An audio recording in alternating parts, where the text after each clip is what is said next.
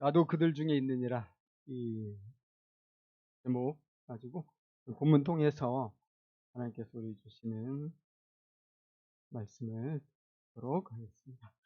우리 19절과 20절을 한번 같이 읽어보면 좋을 것 같아요. 19, 20절을 한번 같이 읽어보겠습니다. 시작. 진실로 다시 너에게 이르노니 너희 중에 두 사람이 땅에서 합심하여 무엇이든지 구하면 하늘에 계신 내 아버지께서 그들을 위하여 이루게 하시리라. 두세 사람이 내 이름으로 모인 곳에는 나도 그들 중에 있느니라. 네, 익숙한 말씀이죠. 잘 아는 말씀입니다. 아마 많은 분들이 이 말씀을 이제 아무리 수가 적어도 좋으니까 합심해서 기도하자. 왜냐하면 말씀 알아. 하나님께서 합심 기도는 반드시 응답해 주신다. 약속하지 않았느냐 할 때가 많죠. 그래서 합심 기도를 강조할 때만 인용되는 그런 말씀이기도 합니다. 그런데 여기서 우리가 던질 수 있는 질문은 이거죠. 두세 사람이 함께 있는 곳에 하나님이 함께 계시고 그 기도를 하나님이 응답하신다면 한 사람이 기도하면 어떨까? 한 사람이 기도하면 하나님 응답 안 하십니다. 한 사람이 저 골방에서 저 은밀한 중에 기도하는데 주님이 함께 하시지 않나요? 그러면은 우리는 여기에는 뭔가가 있겠구나. 그냥 단순히 합심 기도할 때 응답해 주신다는 말씀은 아니고 여기에는 우리가 좀 더 깊이 생각해 봐야 될 뭔가가 있겠다 하는 생각을 할 수 있게 되겠죠. 우리가 오늘 본문 말씀을 잘 이렇게 묵상해 보면 이 말씀은 합심 기도할 때 강조하라고 주신 말씀이 아니고 다른 뜻이 있구나 하는 것을 확실히 알 수 있을 것 같고요. 오늘 그것을 우리가 잘 깨닫고 우리 신앙에 우리 교회 생활에 잘 적용하면 좋을 것 같습니다. 여러분 우리 교회에는 어떤 사람들이 모인 곳이라고 생각하십니까? 네, 이 교회는 깨끗하고 정직하고 지혜롭고 정말 하나님 무지하게 사랑하는 정말 이런 사람들만 고르고 골라가지고 모아놓은 그런 것 아니죠. 일단 나부터도 그렇지 않잖아요. 많이 부족하잖아요. 교회는 사실은 부족한 사람들이 모이는 곳이고요. 좀 더 이야기하면 죄인들이 모이는 곳이고 그래서 구원의 어떤 확신을 가진 사람들이 모이는 곳이기도 하고요. 물론 그렇지 않은 경우도 있어요. 구원의 확신은 없지만 그래도 교회에 관심이 있고 또 신앙생활 한번 해보고 싶다 이런 마음 가지고 참석하는 사람들도 있어요. 아직은 구원의 확신이 없지만 어쨌거나 부족한 사람들이 모여서 아무리 잘 믿는다고 하더라도 주님을 닮아가려고 어떤 이 거룩함의 과정, 성화의 과정 가운데 있는 사람들이 모인 곳이다. 있습니다. 그래서 무슨 문제가 생기냐면 교회는 항상 완벽하지 않기 때문에 어떤 것이든 어떤 문제든 생길 수 있는 곳이라는 거죠. 그리고 그런 흠이 많기 때문에 문제가 생길 수 있는 곳이 교회고 또 문제가 생겼을 때는 잘 해결을 해야 하는 곳이 교회이기도 합니다. 여러분 교회와 세상 모임이 뭐가 다를까요? 뭐 세상도 문제가 많고요. 교회도 문제가 많다면 뭐가 다를까요? 교회는 하나님께서 그의 말씀을 통해서 직접적으로 이렇게 깨닫게 하시고 또 다스리시고 통치하시는 곳이다 하는 점이 다르다고 얘기할 수 있고 그래서 하나님 나라의 공동체다 이렇게 얘기할 수가 있겠죠. 그래서 이 교회라는 곳은 죄가 발생하지 않는 곳이 아니라 죄가 발생할 때 어떻게 이 죄 문제를 잘 다스릴 수 있을까? 어떻게 하나님의 통치가 잘 드러나게 할 수 있을까 하는 것이 굉장히 중요한 것이 될 수 있다는 것을 우리가 생각해 볼 수가 있습니다.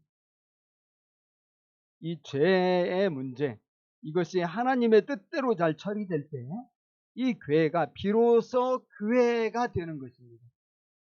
죄 문제가 해결이 안 되거나 처리가 안 되거나 이런 곳은 교회라고 하기가 참 어려워요. 왜냐하면 하나님의 통치가 드러나지 않는 확고한 증거가 될 수 있기 때문에.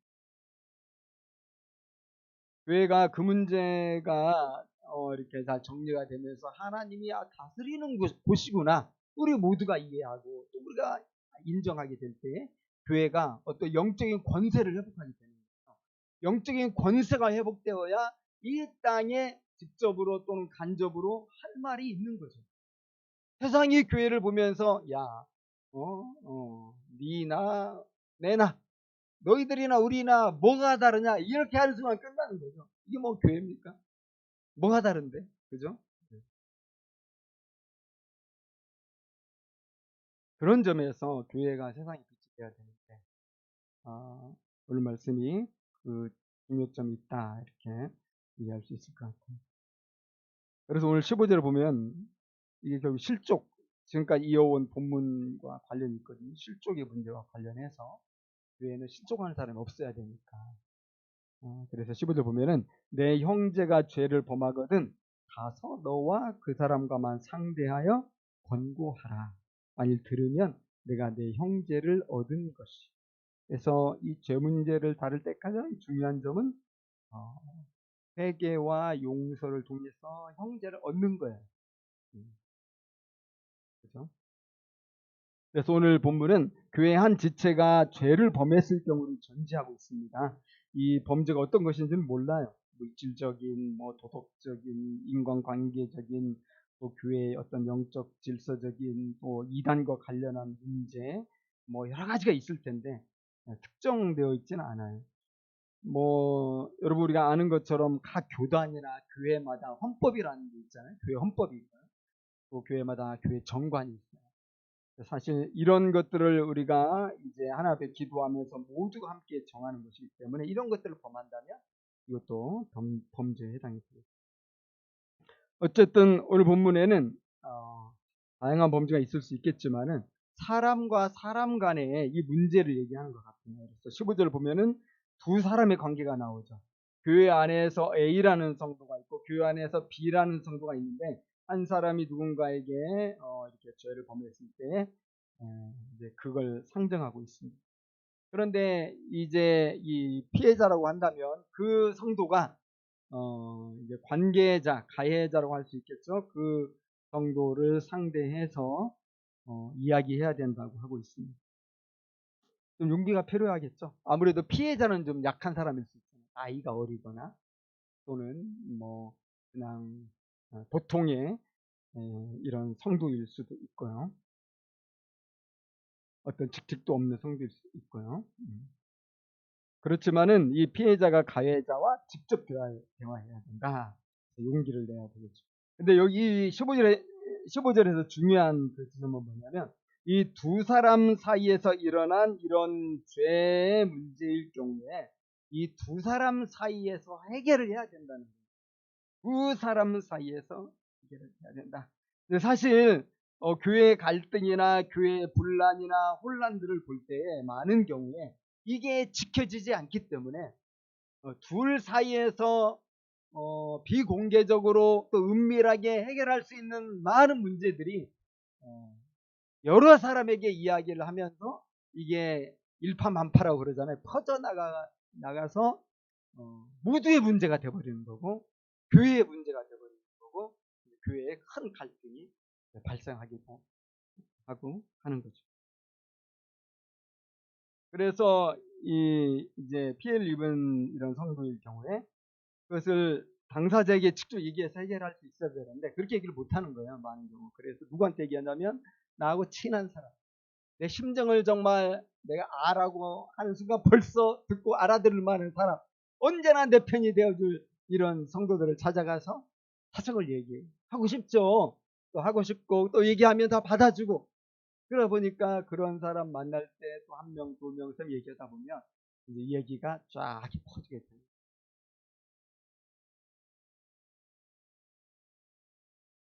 비밀이 안 지켜지는 거죠. 결국은 마치 잉크 한 방울이 통에 이렇게 떨어지면 모든 물을 갑자기 이렇게 새카맣게 변화시키잖아요. 그러니까 가장 안 좋은 상황이 그에 벌어질 수 있다는 것입니다. 두 사람만의 이런 문제일 경우에 예수님은 비공개로 단둘이 해결할 수 있으면 가장 좋다고 하신 겁니다.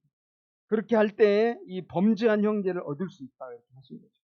피해자가 찾아가서 이야기했는데 이 가해자가 자기의 잘못을 즉시 시인하고 하나님 앞에서 회개한다면 이것이 가장 좋은 모습이다 하는 것입니다. 더 이상 문제와 더 이상 이 아픔이 교회 전체로 퍼져갈 일이 없는 거고요. 그래서 주님은 이런 모습을 기대하는 것입니다. 그래서 문제가 해결이 되면 교회는 행복한 거죠. 그런데 이제 이 죄를 범한 이 성도가 자기의 문제를 인정하지도 않고 그것을 회개할 생각도 없고요. 그렇게 완고한 상태로 계속한다면 이제 피해자는 두 번째 단계로 나아가야 된다고 얘기하는데 그것은 한두 명의 증인을 데리고 가서 다시 가해자를 만나는 거죠. 16절을 보면 만일 듣지 않거든 한두 사람을 데리고 가서 두세 증인의 입으로 말마다 확증하게 하라. 증인을 삼을 사람을 데리고 가라. 한두 사람 데리고 가라고 그랬죠. 여러분 한두 사람을 데리고 가면 이 피해자와 합쳐서 이제 두 사람이 될 수도 있고 세 사람이 될 수도 있겠죠. 두세 사람이 되는 겁니다. 그래서 피해자는 이제 증인의 신뢰성을 위해서 객관적으로 교회에서 이제 교회 생활에 또는 성도에게 본이 되고 또 인격적으로 믿을 만한 이런 분들과 함께 가야 되겠죠. 그래야 증인으로서 어떤 공정성을 가질 수 있을 것 같은데 그런데 이제 피해자 입장에서 그냥 내가 친한 사람, 언제나 나를 이해해주는 사람, 그런 사람만을 내가 데리고 간다면 이것은 그 가해자에게 오히려 큰 압박이 될 수가 있어요. 분명하거든요. 저분들이 어떤 식으로 이야기를 할지 압박이 될 수 있고 본인이 궁지에 몰렸다고 생각할 수 있기 때문에 어려움이 올 수가 있어요. 그래서 우리가 잊지 말아야 되는 것은 피해자의 치유와 함께 그 죄를 범한 성도를 회복시키는 것. 이게 목적이라는 거예요. 그래서 최대한 객관적으로 모두가 받아들일 만한 또 믿을 만한 그런 한두 사람을 함께 동참시켜야 되겠죠. 그렇게 하면 이 가해자가 사안의 심각성과 엄중함을 깨닫고 피해자의 한 사람 말만 들을 때는 자기 잘못을 인정할 생각이 없었는데 두세 사람이 함께 올 때에 거기서 또 교회의 권위를 느끼는 겁니다. 그래서 회개할 수 있겠죠. 만약 그 두 번째 단계에서 회개하고 용서를 구하고 또 당사자 간의 화해가 일어나면 정말 좋은 결과다 말할 수 있을 것입니다. 적어도 이 문제는 두세 사람 사이에 비공개적으로 안전하게 마무리될 수 있고요. 더 이상 교회에 다른 어려움을 주지 않을 수 있겠죠. 그런데 이제 그 단계에서도 해결이 안 되는 경우가 있어요. 가해자가 받아들이지 않고 잘못을 인정하지 않고 또 그래서 문제가 해결되지 않는다면 예수님은 결국은 이제 세 번째 단계로 가야 됩니다. 17절 한번 볼까요? 만일 그들의 말도 듣지 않거든 교회의 말하고 교회의 말도 듣지 않거든 이방인과 세리와 같이 여기라. 이제 이 세 번째 단계는 이 죄를 범한 사람에게는 마지막 기회가 된다고 봐요. 만약 그가 계속해서 문제를 인정하지 않는다면 이 피해자는 두세 증인과 함께 교회의 모든 것을 이야기하고 교회의 도움을 받아야 됩니다. 그래서 교회는 이제 법적인 어떤 이런 공동체로서 공동의회를 말하겠죠. 물론 이제 공동의회 안건으로 올리려면 또 운영위원회라든지 상회라든지 정상적인 어떤 정관에 규정한 그 절차를 밟아서 안건으로 올려야 됩니다. 자, 이렇게 되면 어떤 문제가 발생합니까? 지금까지는 철저히 비공개적인 문제였는데 이제 이게 해결이 안 되니까 모두의 문제로 확산이 되는 거예요. 모두가 다 알게 되는 그런 상황이 발생하는 것입니다. 그런데 여러분 그렇게 만약 공동의회를 연다고 합시다. 이 문제를 해결하기 위해서. 그러면 그 죄를 범한 성도가 참여하겠습니까? 참여 안 하겠죠, 당연히. 물론 본인이 너무나 정말 정당한 이유가 있던 참여할 수도 있겠지만 99%는 아마 참여하지 않을 것 같아요. 그러면 결국 교회를 떠난다는 겁니다. 자발적으로 교회를 떠날 수 있고요. 또는 뭐 떠나지 않더라도 공동회에서도 자기의 이 문제를 인정하지 않을 수 있고요. 이런 경우에는 이제 예수님께서 어떻게 하라고 했냐면은 이방인과 세리와 같이 여기라 하는 것입니다. 회개하지 않고 돌이키지 않을 때는 결국은 이렇게 할 수밖에 없다는 거예요. 이방인과 세리는 약속의 백성이 아니잖아요. 그러니까 이제 이 교회 전체 그리스도의 몸 안에서 말하자면 제명을 하는 것이죠. 그렇게 되면 이제 교제를 할 수가 없고 성찬식에도 참여할 수 없고 그렇게 됩니다. 그런데 이런 제명이 오늘날에는 그렇게 큰 의미가 없습니다. 왜 의미가 없을까요? 어느 한 교회에서 큰 이제 문제를 발생시키고 그 굉장히 혼란 가운데 이제 그런 이르게 했던 이 성도가 교회에서 제명받아 가지고 그 교회를 떠났을 경우에 이 성도가 어디로 갑니까? 다른 교회로 갑니다. 다른 교회로 가면 그 교회에서 어떻게 해줍니까?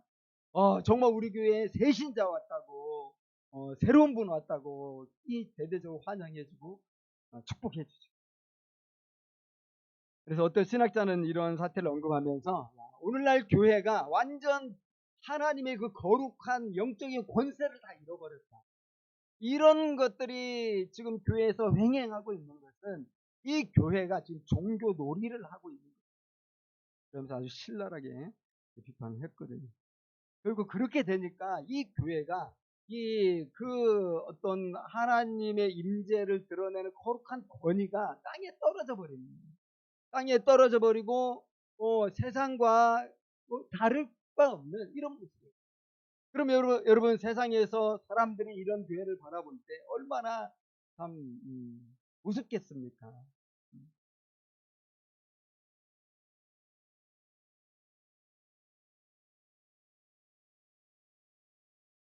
그러면은 교회가 죄 문제를 그냥 덮고 갈까요? 저 문제를 덮고 간다는 것은 하나님이 다스리는 그 하나님의 나라라는 그 스스로 거부하는 거예요. 여러분 우리 하나님은 어떤 분이죠? 거룩하시고 거룩하신 하나님이기 때문에 우리 하나님이 이곳을 다스린다면 이곳은 죄 문제가 잘 처리가 되어야 되는 그런 곳이에요. 좋은 병원일수록 이 병들이 처리가 됩니다. 죄가 이곳에서 아무 문제 없이 그렇게 존재하게 된다면 이건 하나님의 다스림 있는 교회라고 하겠습니다. 근데 실제로 많은 교회에서 문제가 생겼을 때 그냥 덮고 지나가는 경우가 많습니다. 죄를 인정하거나 회개하지도 않는데 자 그냥 우리 은혜로 합시다. 뭐 우리 다 죄인 아닙니까? 이런 거죠. 얘기 들어보니까 뭐 원인을 제공했네 당신. 이 사람이 더 큰 문제긴 하지만 그래도 너가 원인을 제공했으니까 이런 문제가 생길 거 아니야. 결국은 크든 작든 결국은 다 책임이 있다. 양비론으로 가는 거죠. 그러면 이게 이렇게 되는 거야. 은혜로 넘어갑시다. 그때 늘 상투적으로 쓰는 말이 있지 않습니까? 죄 없는 자가 물론 차라. 다 죄인인데. 그런데 여러분, 예수님이 이 현장에서 가늠하다 붙잡힌 이 여인을 용서하셨지만은 그 여인을 보내시면서 하신 말씀을 기억하지 않습니까? 가서 다시는 죄를 범하지. 여러분, 죄를 덮고 가는 건요, 교회에 정말 치명적입니다. 왜냐하면 교회는 죄를 회개하고 용서받는 곳이지, 죄를 그냥 무조건 덮어주는 곳은 결코 아니기 때문에. 그래서 보이지 않는다고 또 그 죄가 뭐 소수에 국한된 작은 문제라고 그냥 지나가는 것은 그 암세포를 보고서 그냥 넘어가는 것 똑같습니다. 그리고 하나님의 교회는 어떻게 됩니까? 이 영적인 권능을 잃어버리는 거예요. 거룩한 하나님의 권세를 잃어버리는 거예요. 하나님의 사명을 더 이상 감당할 수 없는 그런 무능력한 겁니다. 사람은 많이 모일지 모릅니다. 돈은 많이 모일지 모릅니다. 그러나 그곳은 우리 주님의 거룩한 이 선교를 할 수 없는 세상 단체와 크게 다름이 없는 그런 곳이 되어버립니다. 그래서 죄 문제 있을 때는 그냥 덮고 지나가면 안 됩니다. 해결해야 되고요. 그런데 여러분 또 반대도 있습니다. 죄를 범한 사람을 처음부터 모두에게 공개하고 이 판단받게 하는 거예요. 그래서 우리 교회는 투명성을 추구한다. 이런 얘기를 많이 듣죠. 우리 교회는 민주적이다. 다 좋은 말이에요. 근데 이런 말들에 강조하면서 그러니까 우리가 다 알아야 된다. 왜 너희 소수만 알고 있니? 그런 문제는 모두에게 알려서 이 문제는 해결해야 되는 거 아니냐. 그러나 여러분 오늘 말씀을 통해서 보듯이 제가 아무리 명확하고 크다고 해도 처음부터 이렇게 공개적으로 정죄하는 것은 옳지 않다는 것입니다. 왜 옳지 않습니까? 왜냐하면 교회의 죄를 지적하는 것은 그 사람을 판단해서 지옥에 보내려고 하는 것이 아니라 어떻게 하든지 그 사람을 회복시키고 그 사람을 해야 되기 때문에 교회의 공개적인 책망은 최후의 단계다. 이런 것을 어, 오늘 주님 말씀하시는 겁니다.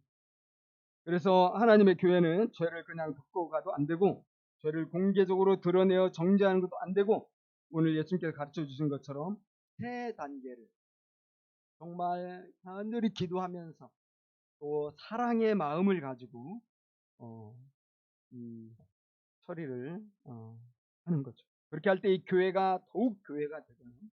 비틀거렸던 교회의 권능이 회복이 되고요. 희미했던 교회의 등불이 태양처럼 빛나게 되는 거죠. 여러분 초대교회가 참 좋은 교회잖아요. 말끝마다 막 초대교회로 들어가는 이런 말들이 얼마나 많이 합니까? 근데 초대교회는 보면요, 죄가 없었던 그런 교회다 이게 아니거든요. 우리 고린도전서 후서도 읽어보면 에피소드 읽어보면 알겠지만 교회가 얼마나 많은 죄가 범람하고 있습니다. 요한계시록에 7개 이야기도 나오지만은 이 교회는 끊임없이 문제가 있는 거죠. 그런데 왜 초대교회로 가자고 그럽니까? 초대교회의 가장 이 놀라운 특징은 이 죄가 다스려지고 있다는 겁니다. 사도행전 보면 그 좋은 예가 나오잖아요. 이 오순절날 이 성령이 임하고 교회가 크게 부흥했잖아요. 예루살렘과 온 유대와 막 이 힘과 권세를 가지고 예수님의 십자가와 부활의 복음을 증언이 증거가 되고 많은 사람들이 회개하고 예수 믿는 큰 부흥들이 일어났잖아요. 근데 그런 가운데서 이 초대교회에 어떤 기가 왔죠? 잘 나가고 있었는데 이제 문제가 터지잖아요. 그 유명한 아나니아와 이 삽비라 부부의 문제가 있잖아요. 이들도 신앙생활 잘하던 사람이에요. 이 주변의 동료 성도들을 보니까 아낌없이 하나님 앞에 헌신하고 막 교회에다 전갑을 팔아서 막 봉헌을 하고 또 사도들은 그것을 잘 사용해서 막 기대하고 선교하고 이렇게 하니까 칭찬이 자자할 때 우리도 정말 이렇게 해야 되지 않냐? 누가 마음을 합해서 우리도 하나님 앞에 드리자. 그래서 전답을 팔아서 드리기로 했지만 어떻게 했나요? 네, 반절만 바쳤어요. 그러면서 이게 전부라고 그랬으니까 참 이 뜻은 좋았지만 결국 하나님을 속이고 성령을 속이고 사도들을 속이고 전체 이 교인들을 속인 것이 되어서 하나님은 거기를 그냥 위하며 넘어갈 수가 없었어요. 왜냐하면 교회는 하나님의 권세를 가진 거룩한 교회의 정체성을 유지해야 되기 때문에 이 문제는 하나님이 직접 처리를 하셨습니다. 여러분 사실 생각해보면 정말 끔찍한 일이잖아요. 부부가 그 교회에서 신앙생활 하다가 심판을 받았다. 그리고 큰 일을 당했다. 사실 여러분 이게 구약이 아니에요. 지금 이게 신약이 우리 시대. 그죠? 자, 교회에 여러분 이런 문제가 생겼으면 어떤 이 파장이 일어났겠어요. 아마 교회는 또 뭐 사도들이 너무했다. 어떻게 그럴 수가 있냐. 목숨이 가장 중요한데 뭐 사도 반대파들이 막 들고 일어날 것이고 또는 사도 찬성파도 들고 일어날 것이고 교회가 당연히 분열되었겠죠.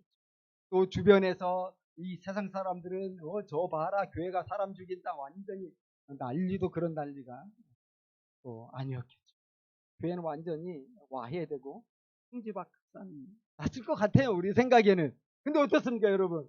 그 당시 초대교회를 보니까 와, 그 일로 말미암아서 더 위대한 부흥이 일어났다는 거죠. 사도행전 5장 11절 12, 14절 보면은 온 교회와 이 일을 듣는 사람들이 다 크게 두려워하니라.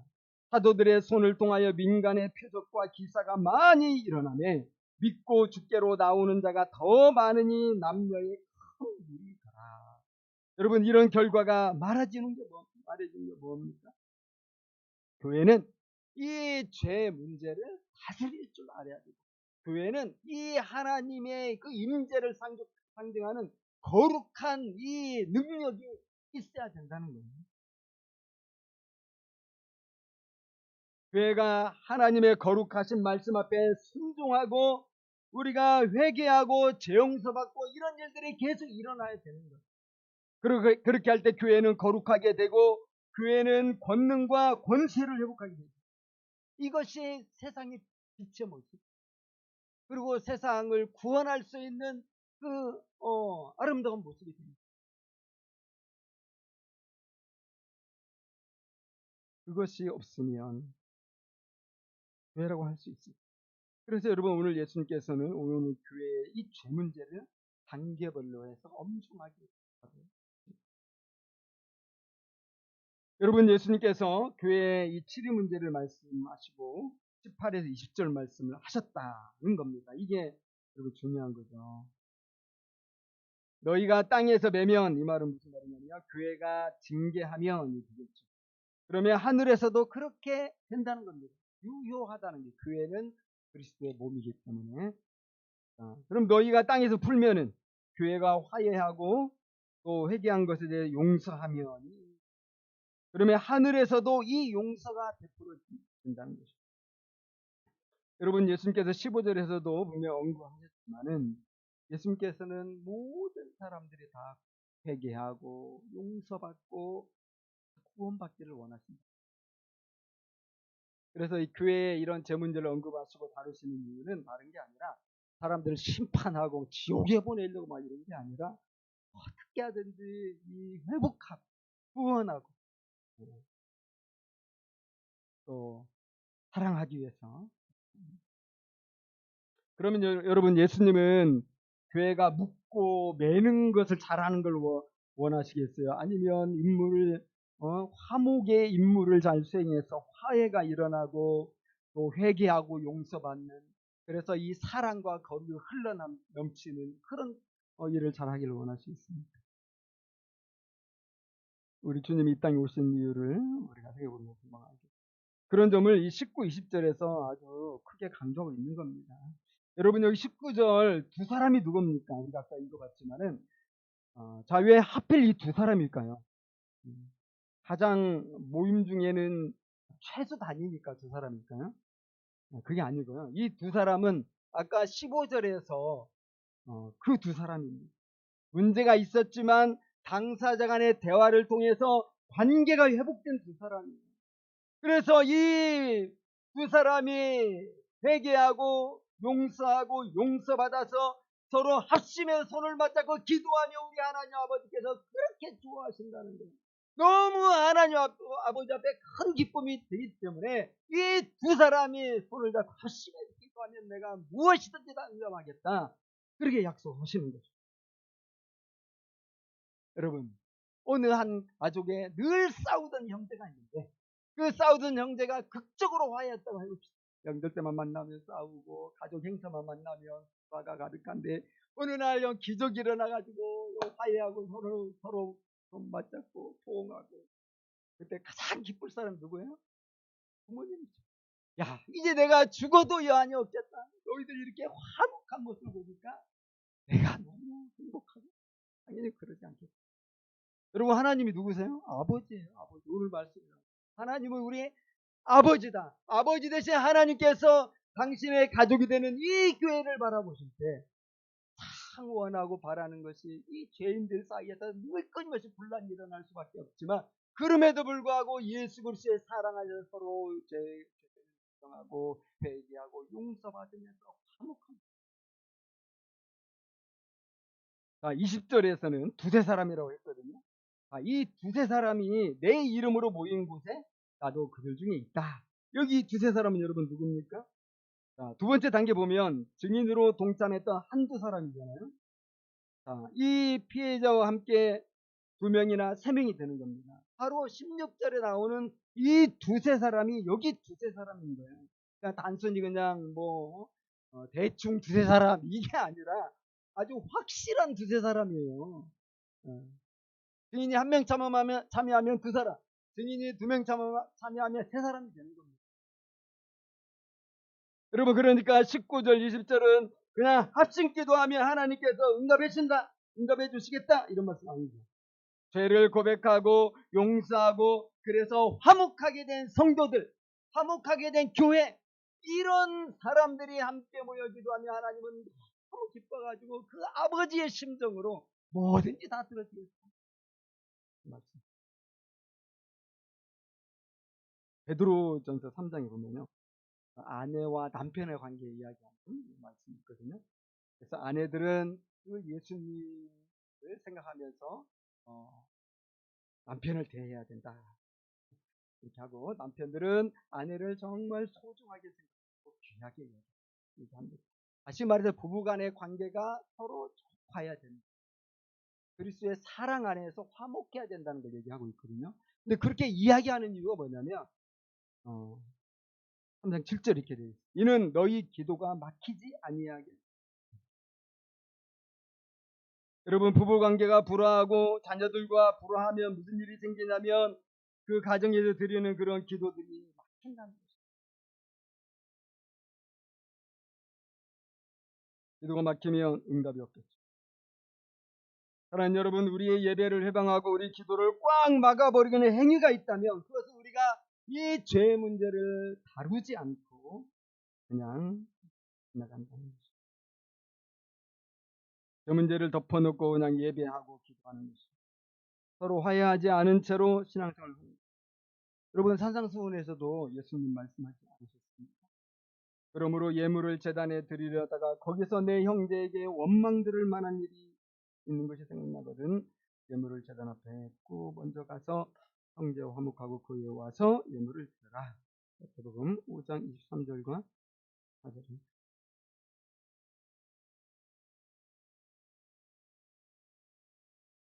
사랑하는 여러분, 5월은 어린이날도 있고요. 오늘은 그 어버이날이잖아요.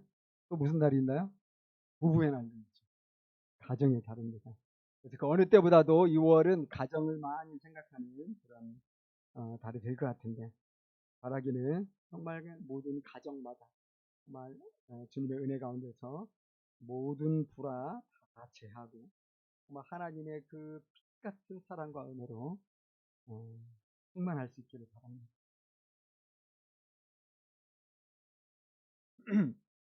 혹시 오랫동안 해결되지 못한 가정의 어떤 문제가 있을 수도 있잖아요.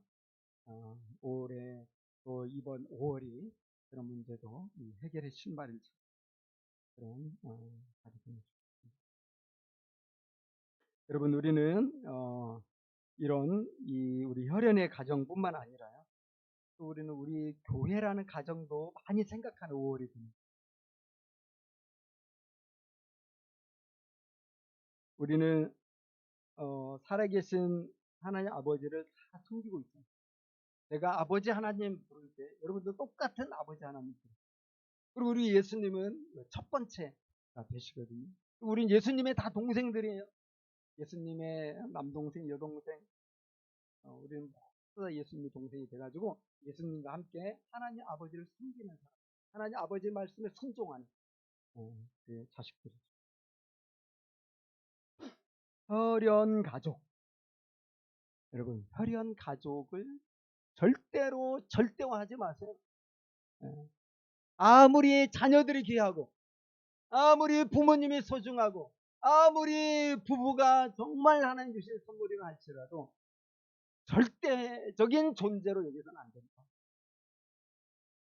여러분, 우리의 절대적인 존재는 우리 하나님 아버지밖에 없으시잖아요. 왜 그러냐면 여러분, 이 혈연 가족은 죽음으로써 끝납니다. 여러분, 우리 하나님의 나라 천국이 이 땅에 이루어진다고 할 때 우리의 가족 관계가 다 유지될까요? 아니죠. 예수님이 종교 지도자들의 그 답변에 대답하셨잖아요. 이렇게 정말 이 남자가 이제 이 사별하면서 세 명의 이 아내를 두었는데 나중에 부활하면 이 아내들은 누구 아내가 됩니까? 예수님이 야, 너희가 너무 모르는구나. 하나님의 나라에는 시집가고 장가가고 이런 거 없다. 가족 관계가 없다는 거예요. 왜 없죠? 하나님 아버지가 우리 모두의 아버지고요. 우리 모든 형제자매들이 다 형제자매들. 이 땅에서 가장 좋은 부부관계나 가장 좋은 형제자매 관계가 있다면은 우리가 하나님의 안에서 성도들 간에 누리는 관계가 그보다 더 깊고 그보다 더 친밀하고 그보다 더 사랑이 넘친다. 우리가 일생에서 한 번도 보지 못한 저 아프리카의 그리스도인 형제가 우리가 이 하나님 나라에서 만날 때는 지금의 내 혈연의 그 누구보다도 더 가까운 사이가 된다는 거예요. 우리 영의 몸으로 새롭게 부활한 혈연의 가족관계는 해체가 되고 새로운 가족관계가 형성이 됩니다. 그래서 우리가 하나님 아버지 앞에서 순종하는 것을 우리의 모든 것의 절대 우선순위로 하는 것입니다. 사랑하는 여러분, 예수의 피로 맺어진 가족은 영원합니다. 그래서 우리는 무엇보다도 우리 교회가 더욱 화목하고 성도들 간에 더욱 화평한 교회가 될 수 있도록 기도하면, 혹시 우리 가운데 이 해결돼야 될 이런 죄가 있는데 안 됐으면 그런 것들이 해결될 수 있으면 좋겠습니다. 그렇게 할 때 우리 교회가 진짜 권능을 회복하는, 거룩한 능력을 회복하는 것입니다. 그래서 이번 5월은 감히 사탄이 어떻게 할 수 없는 거룩하고 권능 있는 교회로 성장해가는 우리 함께 기도하겠습니다. 나도 그들 중에 있느니라. 주님이 누구와 함께 하십니까?